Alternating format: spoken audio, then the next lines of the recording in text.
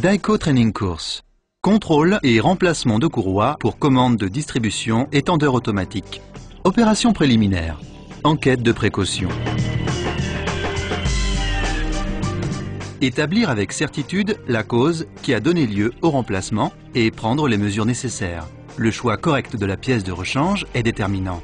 S'assurer que les profils des poulies dentées sont absolument compatibles avec celui de la courroie. Recommandations générales. Pour monter toutes les courroies, et en particulier la courroie dentée, il est conseillé d'être équipé des outils recommandés pour l'intervention. Respectez scrupuleusement les couples de serrage indiqués en utilisant des clés dynamométriques, notamment pour la vis de fixation du palier tendeur. Manipulez la courroie en ayant soin de ne pas la tordre, ou la plier, ou la retourner pour éviter d'endommager le fil câblé en fibre de verre qu'elle contient. Pour la même raison, enfilez la courroie sans effort sur les poulies, sans jamais se servir d'outils. Aucun des composants de la distribution ne doit être traité avec des hydrocarbures ou des solvants. Les opérations de démontage et de montage de la courroie doivent être effectuées avec le moteur froid. Ne jamais réinstaller une courroie déjà utilisée.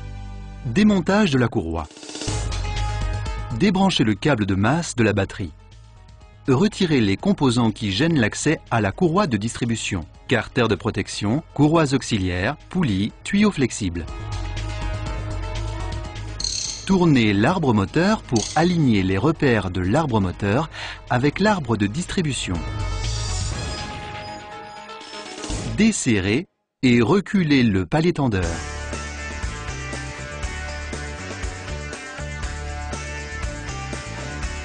Retirez la courroie de distribution et l'examinez. Retirez le palier tendeur et le palier fixe de guidage.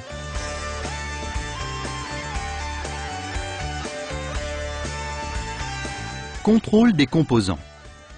Contrôlez le niveau d'usure des engrenages et, si nécessaire, remplacez les pièces non fiables. Dans le cadre de la procédure d'entretien normal, procédez au remplacement des tendeurs et des poulies. Vérifiez d'éventuelles pertes d'huile ou de liquide réfrigérant dans la mesure où leur présence est néfaste à la durée de vie de la courroie. Contrôlez le degré d'usure de la poulie de la pompe à eau et l'absence de perte de liquide. Analysons à présent les causes et les effets qui entraînent une détérioration ou une rupture de la courroie. Rupture des dents, tension basse. Détachement des dents, tension trop basse, perte de tension. Usure de la nappe, tension trop basse, perte de tension. Usure du flanc, désalignement. Dos usé, blocage, composant rigide. Rupture irrégulière du fil câble, tension trop élevée. Usure de dents, tension irrégulière, profil poulie irrégulier. Fissure sur le dos, chaleur excessive, structure courroie incorrecte. Détachement et ou gonflement de dents, contamination. Rupture nette, insert courroie, courroie trop pliée. Calage et installation de la courroie distribution.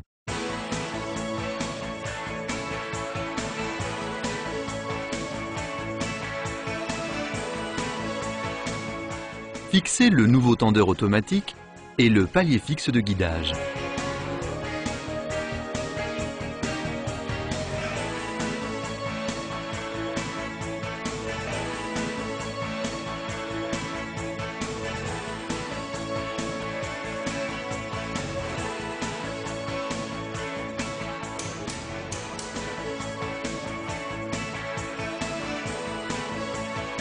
Retirez la vis de la pompe à huile et introduire la cheville d'arrêt de l'outil de calage. Enfilez la courroie de distribution. Les éventuelles flèches sur la courroie doivent être dirigées dans le sens de rotation. Montez la courroie de distribution selon la séquence suivante. Poulie de guidage, roue dentée d'arbre à came, roue dentée de pompe à injection, galet tendeur de pompe à eau.